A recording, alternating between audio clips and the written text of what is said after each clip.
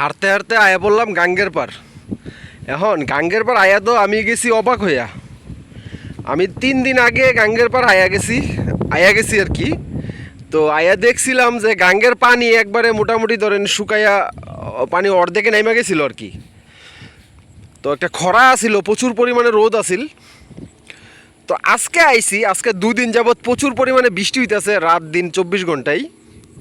তো আজকে বিকালবেলা একটু গ্যাপ গেছে আর কি বৃষ্টির, এখন বৃষ্টি নাই, এই যে আকাশের অবস্থা দেখেন।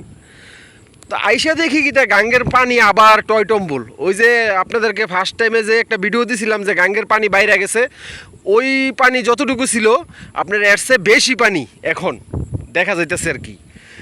তো দেখলাম যে কি পানি, তো মুরব্বীর কাছ থেকে তো শুনছি যে আমরা গাঙ্গের পানির কিন্তু কালার থাকে দুইটা, আমাদের এলাকার পানি থাকবে একবার পরিষ্কার, আর যখন বুঝবেন যে গাঙ্গের পানি একবারে ঘোলা লালসা পানি, তখন মনে করতে হবে যে এটা ইন্ডিয়ান পানি, মানে পাহাড়ি ডল, পাহাড়ি পানি, পাহাড়ি মাটি, তো লাল মাটি, তো লাল মাটির পানি পানি যেইগুলো বৃষ্টি হবে এগুলো কিন্তু আপনার লাল পানি হয়। এই যে দেখেন আমাদের পানির কালার দেখেন, একবারে লাল কালার। তো মূলত গাঙ্গের পার আমি আজকে ভিডিও করার উদ্দেশ্যে আসি নাই, যে বইসা এখানে আরামসে বইসা ভিডিও বানাবো, 2টা ভিডিও এডিট করবো।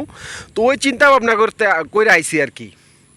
তো এখন চিন্তা করলাম যে না, পানি যেহেতু বাড়ছে আর দেখতেও সুন্দর লাগতেছে, আর আমাদের এই যে উত্তরপাড়ার আইলেও কিন্তু বাইঙে একবারে গাঙ্গে যাইতেছে বিলীন হয়ে আর কি।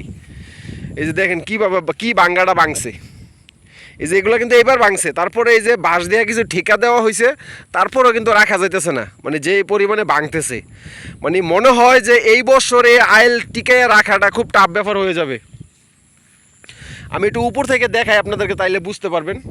তো আমার কাছে কেন জানি আমাদের গাঙ্গে পাড়ের এই গুদারাঘাটের এই 2টা কাঠবাদাম গাছ ভালো লাগে, সিনারিটা এই যে দেখেন এখান থেকে, ও রে রে রে, এখান থেকে অসাধারণ একটা দৃশ্য হইতাছে। তো যদি আজকে আর কালকে মানে আগামী 2-3 দিন যদি একটানা বৃষ্টি হয়, তাহলে কিন্তু আপনার আমি এখন যে জায়গা আছি এই জায়গা পর্যন্ত পানি উঠবে। তো আমাদের গাংপার যারা থাকে, তো ওনারা বললো যে আপনার সকালবেলাও নাকি পানি অনেকটা কম আছিল, পানি খেলে এই বাড়তাছেই, বুঝছেন। তো ওনারা আবার বললো আরেকটি কথা, যে যদি আপনার এই পরিমাণে যদি রাতে পর্যন্ত থাকে, তাইলে মনে করেন যে আরও 2 হাত পানি বাড়বো। তো ওই কারণে বললাম আর কি, যে যদি আপনার আজকে আর কালকে যদি বৃষ্টি হয়, তাহলে কিন্তু আমি যে জায়গায় দাঁড়ায় আছি এই জায়গায় পানির তলে চলে যাব। আর আবহাওয়াটা আর প্রকৃতিটা ওর রে চমৎকার লাগতেছে। এই যে আমাদের গাঙ্গের পরিস্থিতি দেখেন। তো আমি একটু সামনে গিয়ে আপনাদেরকে একটু দেখাই যে আমাদের এই আইলটা, আমাদের বিলের যে আইল, এই যে একটা রাখাটা একবারে টাফই হবে। তারপরে এবার চেষ্টা করা হয়েছে যে যতটুকু বাঙ্গন ঠেকানো যায় আর কি। এই যে এইভাবে বাঁশ দিয়া আপনার 2টা ঠিকা দেওয়া হয়েছে আর কি, কিন্তু মনে হয় না রাখা যাবে। আপনার এই যে দেখেন অবস্থা কীভাবে ভাঙতেছে, কি বাঙ্গাটা ভাঙতেছে দেখেন। আর এই যে এই জায়গায় দেখছেন পানি কীভাবে গুল চক্কর খাইতেছে, খালি চক্কর, মনে হয় যে চাঁদপুরের মেঘনা মোহনা আছে না, এই মোহনার চক্করের মতো ওই যে একটা দেখেন অবস্থা, কি চক্কর মারতেছে। তো সব কিছু মিলায় কিন্তু প্রকৃতিটা অনেক সুন্দর লাগতেছে। আপনারা আমাকে অনেকে জিজ্ঞাসা করতে পারেন যে ভাই আপনি শুধু গাংপার আর ভিডিও, শুধু গাংপাড়ের ভিডিও এত দেন কি লেগা। আমি আবারও বলি, এর আগের ভিডিও তো বলছি যে ভাই দেখেন আমাদের গাঙ্গের পাড়ের ভিউ, ওরে চমৎকার ভিউ, চমৎকার চমৎকার।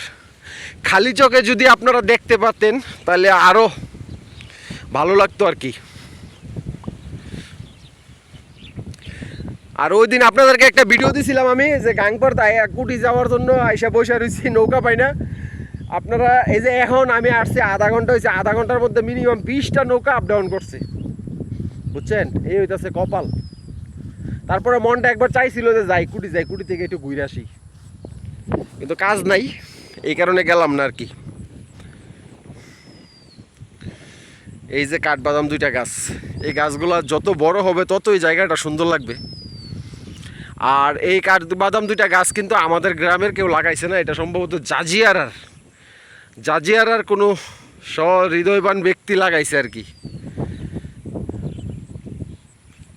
আর এই যে আমাদের দেওরার বিলের পরিস্থিতি।